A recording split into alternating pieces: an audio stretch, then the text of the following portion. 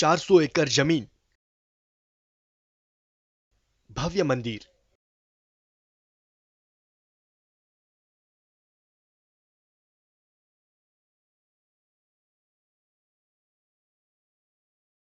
જંગી ટેન્ટ.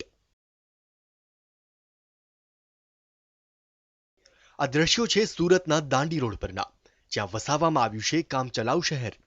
સ્વર્ગસ્થ પ્રમુખ સ્વામી મહારાજની 96મી જન્મ જયંતિની દબદબાભેર ઉજવણી માટે સુરતમાં આ ભવ્ય આયોજન કરવામાં આવ્યું છે. હજારોની સંખ્યામાં શ્રદ્ધાળુઓ આ સ્થળે ઉમટી રહ્યા છે અને રોજ હજારોની સંખ્યામાં નાગરિકો અહીં ભોજન કરી રહ્યા છે. નોટબંધીની જરા કમથી અસર પણ આ ઉત્સવ પણ નથી દેખાઈ રહી અને તેની પાછળ કારણ છે હરિભક્તોની સેવા અને સમર્પણ. આતિ ભવ્ય આયોજન પાછળ હરિભક્તોએ દિવસો સુધી સેવાદાન કર્યું. ખેડૂતોએ જમીન આપી તો કોઈક ભક્તે લાકડાનું દાન આપ્યું. આમ સેવાની ભાવનાથી આ ઉત્સવ ઉજવાયો.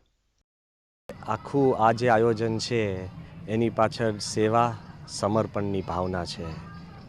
આમાં કોઈ અર્થની વાત આવતી જ નથી અને બીએપીએસ સ્વામિનારાયણ સંપ્રદાયની અંદર છેલ્લા દાયકાઓથી આવા ઉત્સવો કેવળ ભારતમાં નહીં પણ દેશ પરદેશમાં થતા આવ્યા જ છે.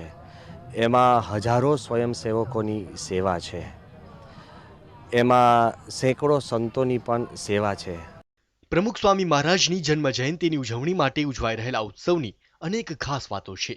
કામચલાઉ સ્વામિનારાયણ નગરનું આકર્ષણ બન્યું છે એક વિશિષ્ટ મંદિર. ફક્ત પ્લાયવુડ અને ફાઇબરનો ઉપયોગ કરીને બનાવાયેલું આ મંદિરની વિશેષતા એ છે કે તેને એક સ્થળેથી બીજા સ્થળે ખસેડી શકાય છે. તો શ્રદ્ધાળુઓ પણ આ ભવ્ય આયોજનને વખાણી રહ્યા છે.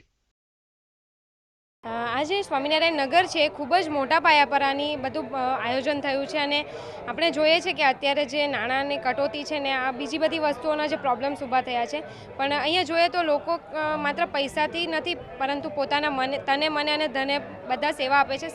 સમર્પણનો એક ભાવ છે જેના કારણે આ આટલી સંસ્થામાં આટલું મોટા પાયા અને આટલું આધુનિક રીતે આપણે જોઈએ તો અને બધી જ રીતે આપણે જોઈએ તો એકદમ વેરી વેલ ગુડ છે.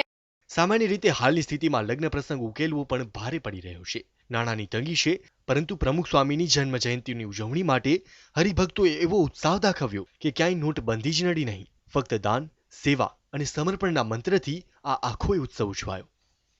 દેવેન ચિતે, TV9, સુરત.